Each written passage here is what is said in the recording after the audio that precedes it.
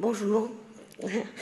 Donc, je vais faire d'abord une précision qui me paraît importante, c'est que toutes les recherches que j'effectue dans le domaine de la surdité depuis 25 ans maintenant sont faites en France et donc liées au contexte français. Ce sera à vous d'apprécier si ce que je vais vous proposer comme réflexion trouve un écho dans le ou dans les contextes suisses.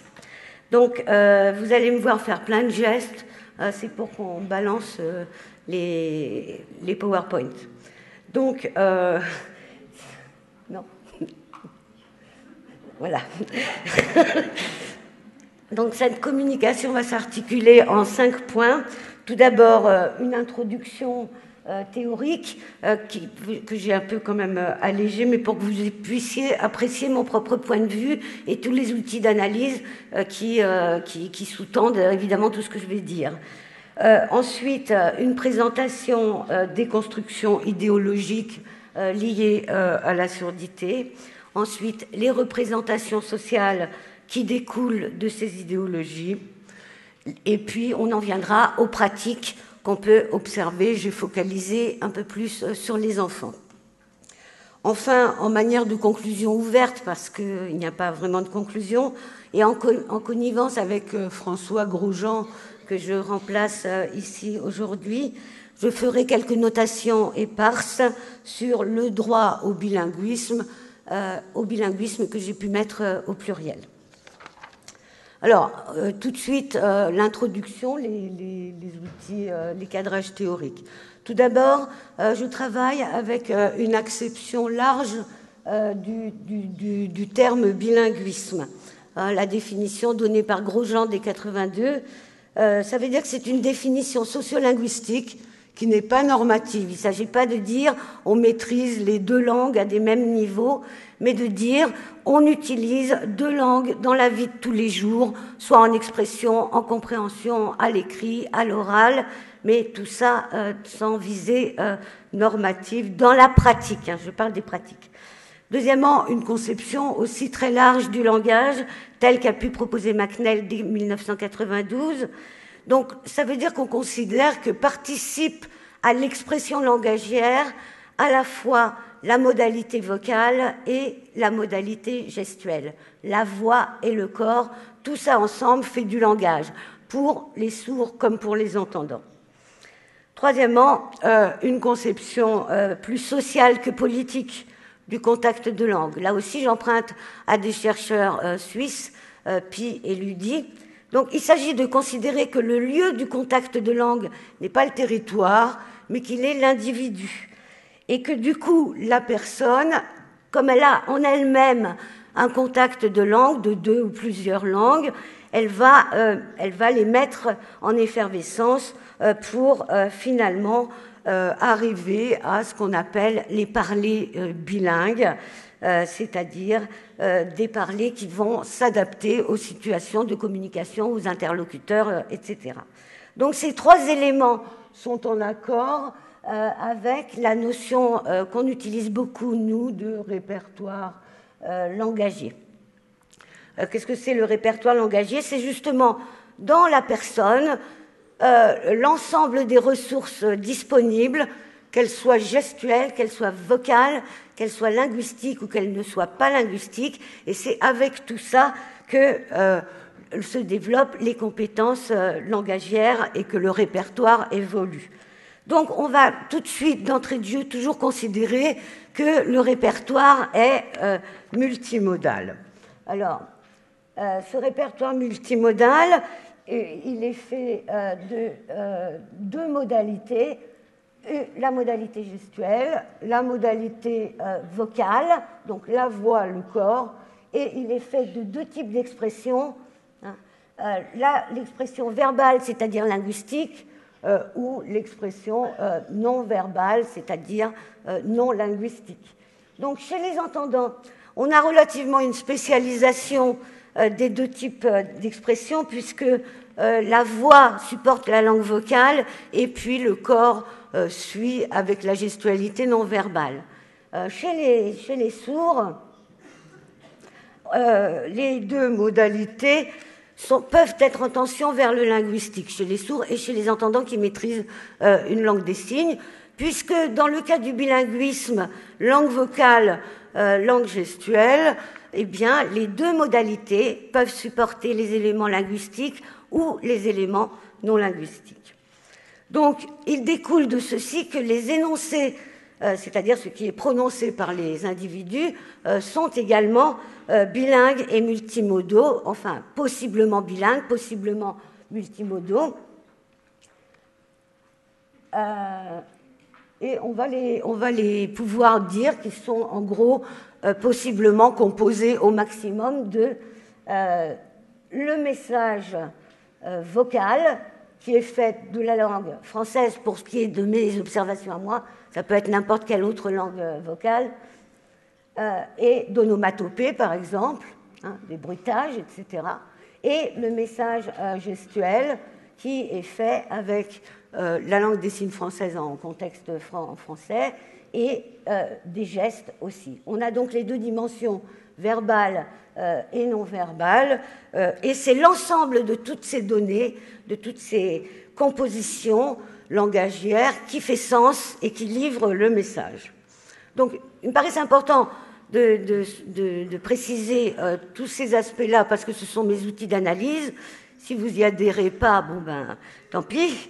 Mais en tous les cas, pour moi, il était aussi important de définir ce que j'entends par bilinguisme, donc bilinguisme bimodal, hein, de langue, de modalité. Pourquoi ? Parce que le terme bilinguisme est tout à fait piégé dans la réalité normale, ordinaire. Chez les scientifiques aussi, il y a différentes positions. Et dans le contexte de surdité, bilinguisme, ça peut référer tout à la fois à des pratiques, des méthodes et une idéologie. Donc je voulais vraiment bien préciser ça. Alors j'en viens justement aux idéologies. Alors, les idéologies, bon, je vais passer vite, c'est, comme vous le savez, une sédimentation historique. Alors, qu'on peut grosser à grands traits. Donc, au XVIe siècle, à l'aube de l'éducation des sourds, il s'agit surtout de démutiser les sourds, spécialement à la cour d'Espagne. Mais, dans le même temps, on invente les alphabets manuels. Donc, dès le départ, on est finalement dans une forme de bimodalité. Le geste et la voix. Ensuite, on peut dire qu'il y a un large débat d'idées au cours du XVIIe et XVIIIe siècle, avec des prises de position plus ou moins tranchées selon les pédagogues, mais donc on s'interroge sur la place du geste.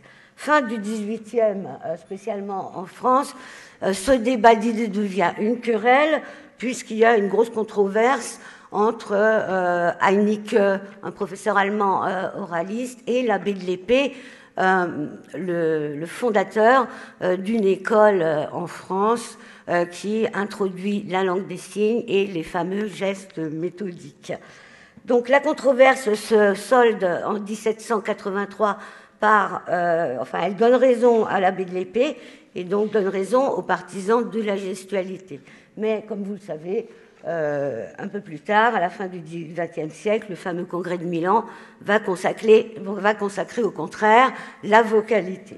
Donc, de mon point de vue en France, depuis le milieu du XXe siècle, on assiste après la redécouverte des langues gestuelles, on assiste à la coexistence pas toujours très pacifique entre deux systèmes de pensée la surdité. Donc deux méthodes, deux idéologies. Donc ces deux idéologies s'articulent sur des pôles inversés qui favorisent chacune une modalité différente. J'insiste sur le fait que pour moi le débat est plus orienté sur les modalités et que le débat sur les langues n'en sont qu'une conséquence finalement. Alors on peut brosser ça sur un affrontement de deux idéologies, l'oralisme et je préférais dire gestualisme plutôt que bilinguisme, parce que bilinguisme, on ne sait pas ce que ça veut dire. Donc, c'est des débats autour des modalités. Bon, en gros, on les glose pour une vision médicale et un handicap à réparer pour l'oralisme et une vision plus anthropologique avec plutôt une différence d'appréhension du monde à accompagner pour le gestualisme. Mais en fait, ce qui est important, c'est que l'oralisme focalise sur la modalité vocale et le gestualisme focalise sur la modalité gestuelle. Alors, ces idéologies vont à leur tour générer des représentations sociales. Alors, à quoi servent les représentations sociales ? Elles sont une forme d'idéalisation du réel. Elles procèdent donc par gommage ou par défalcation, c'est-à-dire qu'elles constituent en fait un filtre de lecture. Ça filtre la complexité et ça permet de ne retenir du réel que les éléments qui ne menacent pas le système idéologique. Il s'agit en fait de fournir des cadres interprétatifs qui vont assurer la vie des systèmes idéologiques. Alors je donne un exemple, la question des labialisations. Le fait que lorsqu'un sourd signe, souvent il labialise. Par certains partisans du gestualisme, ces labialisations sont analysées comme simplement la marque de l'éducation orthophonique qui a traumatisé les sourds qui ne peuvent plus se retenir de labialiser. Personnellement, je pense qu'on peut avoir d'autres interprétations de ces labialisations et notamment les ancrer justement dans le contact de langue et dans la bilingualité.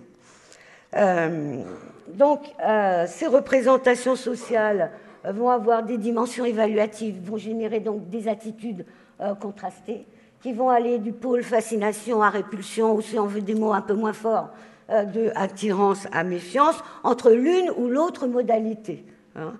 C'est là que, évidemment, les jugements, par exemple, sur la LSF, vont aller de c'est une langue formidable, c'est une langue bien supérieure à l'oral, c'est une langue esthétique, etc.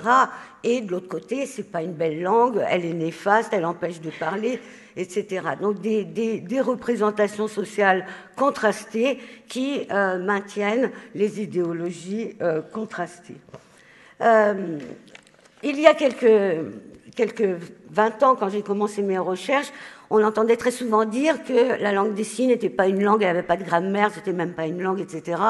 C'est quelque chose que plus personne n'ose dire maintenant. Donc, ce qu'on entend, c'est c'est une langue, elle est trop difficile, les parents ne vont pas pouvoir l'apprendre, donc c'est une langue pour plus tard. Donc, vous voyez comment les représentations sociales se retournent un petit peu comme des gants pour maintenir le système idéologique. Donc, en lien avec ces représentations sociales, on a bien sûr des procédés de valorisation, dévalorisation des langues et des modalités, et des procédés de minorisation des langues et des modalités. Ainsi, chacune des modalités et des langues est un petit peu tiraillée entre deux pôles, comme on va le voir là, elle balance entre ces deux pôles, et finalement, ça a des incidences sur, d'une part, des assignations identitaires et, d'autre part, sur le statut de la langue des signes, d'une part, ou de la place du français vocal, d'autre part. Alors, en termes d'assignation identitaire, c'est tu seras soit un sourd gestuel, soit un sourd oral, et en termes de statut, chacune des deux langues dans les deux modalités est vécue par l'autre camp comme une langue menaçante, le camp se vivant comme une langue menacée. Donc dans ces cas-là, dans ce cadre idéologique très tranché et très virulent, le bilinguisme où les langues et les modalités ont un statut équivalent, où les pratiques sont pensées comme a priori plurielles, n'est pas pensé, ne peut pas être envisagé. Pourtant, maintenant, si on en vient au dernier point sur les pratiques, la réalité des pratiques est très complexe, elle est très nuancée. Et dans les faits, on observe, quelle qu'ait été la scolarisation, les parcours de scolarisation des enfants devenus adultes, on observe l'utilisation des deux langues et des deux modalités, comme on va le voir. Donc finalement, quand on prend en compte la totalité du réel des pratiques bilingues et bimodales des adultes et puis des enfants aussi, les systèmes idéologiques volent complètement en éclats. Alors, on avait fait une recherche sur les pratiques adultes il y a quelques années, ça s'est terminé en 2008, et on avait pu observer auprès d'un groupe de 10 jeunes adultes de 20 à 22 ans qu'ils utilisaient, pas tous, mais ils avaient un grand spectre de combinaisons. Le français et la langue des signes, le français et les gestes, la langue des signes seulement, la langue des signes et un peu de français oralisé, donc des pratiques très variées, monomodales des fois, une seule modalité, soit la gestuelle, soit la vocale, mais le plus souvent aussi bimodale, et que tout ça s'adaptait finalement à l'interlocuteur, selon qu'il est sourd, qu'il est entendant, qu'il maîtrise la langue des signes ou qu'il ne la maîtrise pas. Donc chez les enfants, on a observé des enfants qui avaient pour tâche de nous raconter un petit dessin animé de Tom et Jerry qu'ils venaient de voir. Donc la consigne, c'était raconte-moi ce que tu as vu. Alors, on va voir un premier panel d'enfants. Alors, vous voyez là sur la diapo, je vais laisser des petits temps pour que on puisse passer de l'interprète au diaporama. Donc, l'enfant Tarek, tout au bout, il n'utilise que le français vocal. À l'autre bout, il y a un enfant qui s'appelle Jalil. Lui, il est plus dans la langue française aussi, mais il utilise des combinaisons, le français avec les gestes, le français avec la LSF, etc. Les autres enfants du milieu utilisent toutes sortes de combinaisons, du linguistique, du non-linguistique, du français, de la langue des signes. Par contre, ils n'utilisent que très peu uniquement la langue des signes ou uniquement la langue française. Donc ça, ils en sont là dans leur parcours, ces enfants-là. J'ai un autre graphique qui va me permettre de vous montrer la diversité des répertoires langagiers des enfants. Alors, on en voit 5. 1, 2, 3, 4, 5. Un cinquième aussi, s'il vous plaît. 5. Non, je ne veux pas. 5. Voilà. Donc là, on a un ensemble d'enfants. Les 4 premiers n'utilisent que la LSF. Le dernier, le 5e, utilise que le français. Quoi qu'il en soit, on a des profils langagiers qui sont monolingues, soit en français, soit en LSF. Ensuite, on a un autre enfant. Donc, on en voit... Voilà, vous voyez. Cet enfant utilise un mélange de français et de gestes. Donc, on va dire qu'il est dans un profil, dans un répertoire, pour l'instant, bimodal, mais avec la tendance unilingue. Il n'a qu'une langue, le français. Ensuite, on a... Voilà. On en a 2 qui sont sur un profil un petit peu différent, puisqu'ils utilisent aussi des onomatopées, des gestes. Donc, c'est un profil qui est plutôt à dominance non verbale. Ces enfants ne sont pas encore rentrés dans le linguistique. Ils utilisent les autres ressources de leur répertoire, les ressources non verbales, vocales et gestuelles. Après, on a un autre enfant qui utilise absolument tout ce qu'il peut. Voilà. Donc lui, on l'a appelé profil transmodal. Oui. Ensuite, on a 2 autres enfants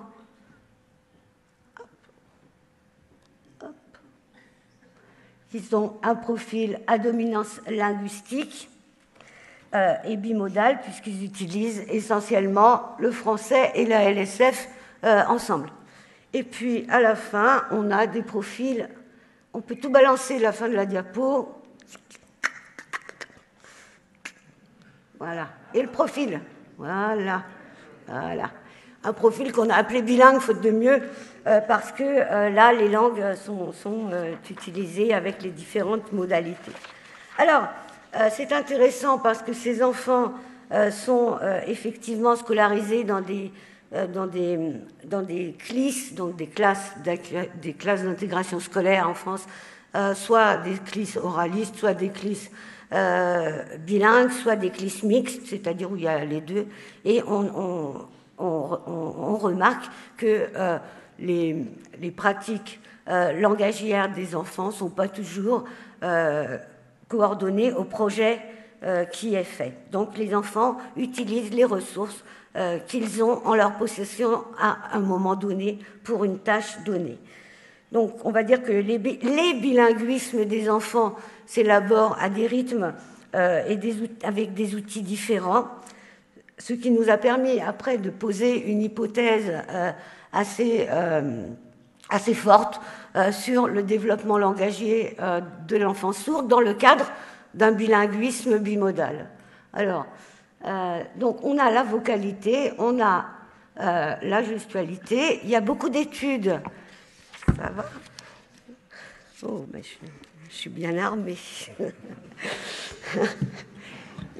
Il y a beaucoup d'études qui montrent que l'enfant sourd rentre beaucoup plus tard dans la vocalité, et c'est bien normal, et au contraire qu'il rentre plus précocement dans la gestualité.